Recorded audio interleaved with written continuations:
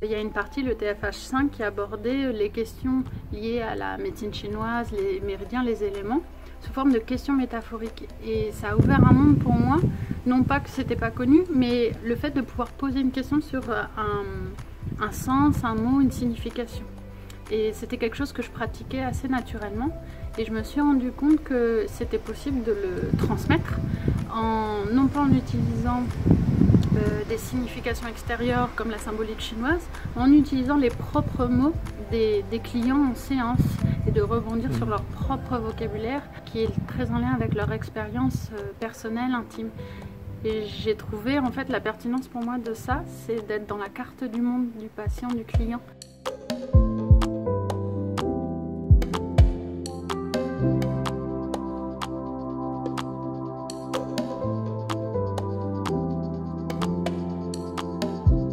Mon travail en lien avec les métaphores a les mêmes avantages que ceux que fait le TFH5.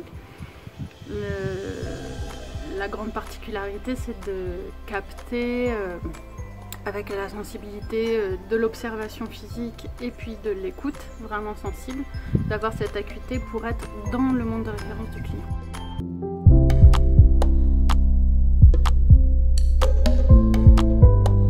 Après, une des particularités du cours, c'est que les parties sont choisies en fonction des stagiaires. J'ai décidé que le meilleur apprentissage devait se choisir de façon intuitive pour eux. Et j'ai rajouté un module sur le langage des oiseaux qui est intriqué avec la conception métaphorique, enfin voilà, jouer avec les mots, voir les sens cachés. On est vraiment dans ce travail-là avec le langage des oiseaux.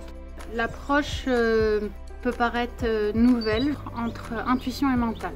On est vraiment à l'alchimie de ok, je construis ma métaphore, je cherche dans les mots et en même temps je me laisse juste inspirer et je livre pour délivrer. Il y a un côté ludique, j'ai l'impression aussi. Vous faites des jeux, il y a l'idée de peut-être prendre conscience que c'est pas une prise de tête à chercher les mots, mais que si on lâche un petit peu, si on ouvre son écoute créative, on en perçoit plus facilement qu'on le croit.